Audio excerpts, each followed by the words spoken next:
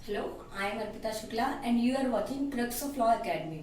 अभी तक टीपीओ में हमने बात करी थी चैप्टर फर्स्ट प्रिलिमिनरी की, उसमें सेक्शन 3 के इंटरप्रिटेशन क्लॉज में वहां पे जाना था हमने। मूवेबल और इमूवेबल प्रॉपर्टी क्या होती है, नोटिस क्या होता है, अटेस्टेशन क्या होता है, एक्शनेबल क्लेम क्या होता है। आज से हम नया चैप्टर स्टार्ट करेंगे, ट्रांसफर ऑफ प्रॉपर्टी एक्ट के बारे में बात करेंगे। ठीक है, अब क्या होता है transfer of property bye act of parties. Chapter 2 कहता है वो कहां तक आता है, सेक्शन 5 to 53A की बात, टोटल 5 to 53A तक की बात करता है चैप्टर 2। क्या चैप्टर 2 में transfer of properties bye act of parties. Chapter 2 में हमने पहले पढ़ा था कि जो इंट्रोडक्शन में जो टीपीए है वो इमूवेबल और मूवेबल प्रॉपर्टी की बात करता है, लेकिन वो ज्यादा इमूवेबल प्रॉपर्टी की बात करता है। अब चैप्टर 2 में क्या, चैप्टर 2 के में इमूवेबल और मूवेबल दोनों प्रॉपर्टी की बात कर रहा है।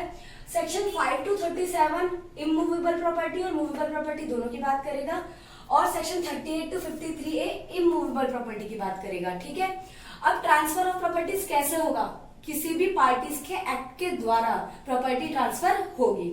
हम देखेंगे कि यहाँ पे हम क्या देंगे प्रॉपर्टीज ट्रांसफर करते वक्त, कि जो हमारी प्रॉपर्टी ट्रांसफर करते वक्त जो हमारा लॉ एप्लीकेबल है वो किसी पर्सनल लॉ या स्पेशल एक्ट से तो नहीं क्लैश कर रहा है। अगर टीपीए किसी भी पर्सनल लॉ या मुस्लिम लॉ से क्लैश करता है तो वहां पे क्या कंसिडर किया जाएगा, वहां पे सिर्फ मुस्लिम लॉ स्पेशल एक्ट कंसिडर किया जाएगा, टीपीए एप्लीकेबल वहां पे नहीं होगा। हम बात करते हैं ट्रांसफरर और ट्रांसफरी क्या होती है। पहले तो हमें ये समझना पड़ेगा कि ट्रांसफरर कौन है और ट्रांसफरी कौन है।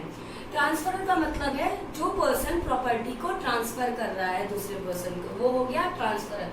ट्रांसफरी कौन होता है, जो पर्सन प्रॉपर्टी ट्रांसफर करने के बाद जो पर्सन प्रॉपर्टी को रिसीव करता है, रिसीवर कौन हो गया, ट्रांसफरी हो गया। अब सुनील सिद्धार्थ भाई versus commissioner of income tax में बताया था ट्रांसफर ऑफ प्रॉपर्टी का मतलब क्या होता है। ट्रांसफर ऑफ प्रॉपर्टी का मतलब होता है passing of right from one person to another.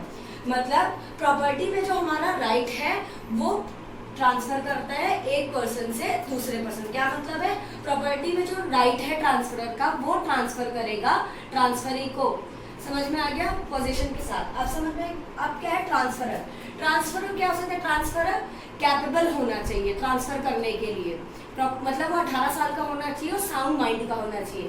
But in case of transferee कोई जरूरी नहीं है कि जो पर्सन है वो कॉम्पिटेंट हो, वो 18 साल से कम का भी हो सकता है और अनसाउंड माइंड का भी हो सकता है। ठीक है, आपको समझ में है कि ट्रांसफरर कौन होगा, कैपेबल होना चाहिए। ट्रांसफरी को जरूरी नहीं कि वो कॉम्पिटेंट ही हो। हम पढ़ते हैं बेरेक की लैंग्वेज। क्या लिखा है, in the following sections transfer of property means an act by which a living person conveys property. कोई भी ऐसा एक्ट लिविंग पर्सन के द्वारा जो प्रॉपर्टी को ट्रांसफर कर दे, कन्वे करेगा। मतलब कन्वे का मतलब हुआ है यहाँ पे पास करना प्रॉपर्टी को, ट्रांसफर करना प्रॉपर्टी को। वो प्रॉपर्टी प्रेजेंट में भी ट्रांसफर कर सकते हैं और आगे हम फ्यूचर में भी ट्रांसफर कर सकते हैं। और वो किसको, हम किसी भी एक पर्सन को या किसी भी अदर लिविंग पर्सन को ट्रांसफर कर सकते हैं। यहाँ पे किसकी बात हो रही है, लिविंग पर्सन की बात हो रही है, इंटर विवोस की बात हो रही है। और वो प्रॉपर्टी हम खुद को भी ट्रांसफर कर सकते हैं, एंड वन और अदर लिविंग पर्सन, किसी और को भी प्रॉपर्टी हम ट्रांसफर कर सकते हैं। And to transfer is to perform such act. ये क्या बताएगी, ये टीपी ट्रांसफर ऑफ प्रॉपर्टी हम कैसे कैसे ट्रांसफर कर सकते हैं बता दिया है। अब बात करते हैं लिविंग पर्सन। लिविंग पर्सन में क्या क्या इंक्लूड होगा, कंपनी, एसोसिएशन और बॉडी ऑफ इंडिविजुअल, चाहे वो इनकॉर्पोरेटेड हो या ना हो।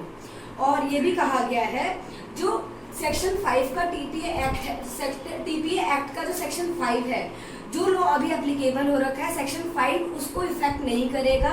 अगर कोई भी लॉ अभी फोर्स में आ रखा है प्रॉपर्टी से रिलेटेड तो वहां पे जो सेक्शन 5 है उसको इफेक्ट नहीं करेगा। या कंपनी और किसी एसोसिएशन में कोई लॉ एप्लीकेबल हो रहा है, कोई लॉ फोर्स पे है तो वहां पे भी सेक्शन 5 टीपीए का एप्लीकेबल मतलब इफेक्टिव हो गया उसको property of A company association. हाँ, जो एसोसिएशन या कंपनी में कोई भी लॉ जो इनफोर्स में है तो सेक्शन 5 उसको भी अफेक्ट नहीं करेगा। आपको टीपीए की लैंग्वेज समझ में आ गई, सेक्शन 5 की लैंग्वेज। अब हम क्या करते हैं, कुछ एसेंशियल पॉइंट्स देख लेते हैं। प्रॉपर्टी कैसी होनी चाहिए, ट्रांसफरेबल प्रॉपर्टी होनी चाहिए। कैसी प्रॉपर्टी होनी चाहिए, ट्रांसफरेबल, वो किसी को भी ट्रांसफर करने लायक प्रॉपर्टी होनी चाहिए प्रॉपर्टी। अब बात करते हैं लिविंग पर्सन की। लिविंग पर्सन का पॉइंट था इसमें, लिविंग पर्सन मतलब इंटर विवोस, जो प्रॉपर्टी है वो living person to living person ही ट्रांसफर होगी। ऐसा नहीं है कि वो कोई किसी की डेथ हो गई है हम उसको प्रॉपर्टी ट्रांसफर कर रहे हैं। अब बताया गया लिविंग पर्सन में क्या क्या इंक्लूड होता है। कंपनी इंक्लूड होती है, एसोसिएशन इंक्लूड होता है, बॉडी ऑफ इंडिविजुअल इंक्लूड होता है, चाहे वो इनकॉर्पोरेट हो या ना हो। अब बात करते हैं, जैसे हम आइडल के बारे में बात करते हैं। यहाँ पे क्या है, लॉ के द्वारा, लॉ में ये कहा गया है जो हमारा आइडल है उसमें अगर हम उसके लिए अगर हम प्रॉपर्टी ट्रांसफर करते हैं तो वो जुरिस्टिक पर्सन है। यहाँ पे क्या आइडल को क्या माना गया, जुरिस्टिक पर्सन, लिविंग पर्सन नहीं माना गया। तो जो हमारी प्रॉपर्टी ट्रांसफर होगी वो कहाँ नहीं आएगी, टीपीए के अंदर नहीं आएगी, ट्रांसफर ऑफ प्रॉपर्टी एक्ट के अंदर नहीं आएगी। सेम एग्जांपल हम कोर्ट का ले लेते हैं। किसका ले लेते हैं, कोर्ट का। कोर्ट को भी अगर कोई प्रॉपर्टी ट्रांसफर होती है तो वहाँ पे लिविंग पर्सन नहीं माना जाएगा, कोर्ट को जुरिस्टिक पर्सन माना गया है, तो वहाँ पे भी क्या होगा, टीपीए एक्ट एप्लीकेबल नहीं होगा। अब बात करते हैं शेयर्स ऑफ कंपनी क्या है, प्रॉपर्टी है या नहीं है। वासुदेव रामचंद्र शिलात वर्सेस आरजे ठाकर में कहा गया था जो कंपनी के जो शेयर्स हैं वो भी प्रॉपर्टी के अंदर आता है। कोर्ट ने क्या कहा था, कंपनी के जो शेयर्स हैं वो भी किसके अंदर आता है, प्रॉपर्टी के अंदर आता है। हम बात करते हैं थर्ड पॉइंट की, कन्वे ऑफ प्रॉपर्टी। कन्वे का मतलब क्या होता है, पास करना, प्रॉपर्टी को ट्रांसफर करना। प्रॉपर्टी क्या होनी चाहिए, प्रॉपर्टी को हमें क्या करना है, ट्रांसफर करनी पड़ेगी ट्रांसफरर से ट्रांसफरी से, एक पर्सन से दूसरे पर्सन को हमें क्या करनी है, प्रॉपर्टी ट्रांसफर करनी होगी। और जो प्रॉपर्टी है वो क्या होगी, एक लिविंग पर्सन से दूसरे लिविंग पर्सन पे जाएगी। ठीक है, क्या होनी चाहिए, पर्सन लिविंग होना चाहिए। हमने पहले पढ़ा था प्रॉपर्टी एक पर्सन से दूसरे पर्सन पे जाएगी। और वो जो प्रॉपर्टी है हम खुद को भी ट्रांसफर कर सकते हैं, बाय ट्रस्ट के थ्रू प्रॉपर्टी हम ट्रांसफर कर सकते हैं अपने आप को।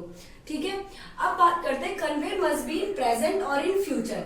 जो हमारी प्रॉपर्टी का ट्रांसफर करना है, हमें जो प्रॉपर्टी ट्रांसफर करनी है वो कैसी होगी, हम प्रॉपर्टी प्रेजेंट में भी अभी भी ट्रांसफर कर सकते हैं और आगे फ्यूचर में भी ट्रांसफर कर सकते हैं प्रॉपर्टी को। लेकिन इसमें ये भी चीज देखनी होगी, जो प्रॉपर्टी वो एग्जिस्टेंस में होनी चाहिए। किसमें होनी चाहिए, एग्जिस्टेंस में। ऐसा नहीं कि हमने ये सोच लिया हम आगे प्रॉपर्टी खरीदेंगे उसको अभी से ट्रांसफर कर देते हैं, ऐसा नहीं हो सकता। वहां पे ट्रांसफर ऑफ प्रॉपर्टी एप्लीकेबल नहीं होगा। आपको क्या करना पड़ेगा, प्रॉपर्टी आपके पास अभी होनी चाहिए, लेकिन उस प्रॉपर्टी को आप अभी ट्रांसफर कर सकते हैं और आगे फ्यूचर में भी प्रॉपर्टी को आप ट्रांसफर कर सकते हैं। अब बात करते हैं, केस आया था Jugal Kishore versus raw cotton limited में बात करी थी। उसमें कोर्ट ने कहा था प्रॉपर्टी एग्जिस्टेंस में होनी चाहिए, किसी फ्यूचर प्रॉपर्टी के बारे में बात नहीं करेंगे हमें क्या। अब लेकिन अगर हम फ्यूचर प्रॉपर्टी की बात करें वो कॉन्ट्रैक्ट के अंदर तो आएगा, लेकिन वहां पे transfer of property act applicable नहीं होगा। तो आज हमने बात करी सेक्शन 5 की, ट्रांसफर ऑफ प्रॉपर्टी का मतलब क्या होता है। अब हम कल आगे सेक्शन 6 की बात करेंगे। आई होप आपको मेरी वीडियो समझ में आई हो। So please like and subscribe my channel. Thank you so much.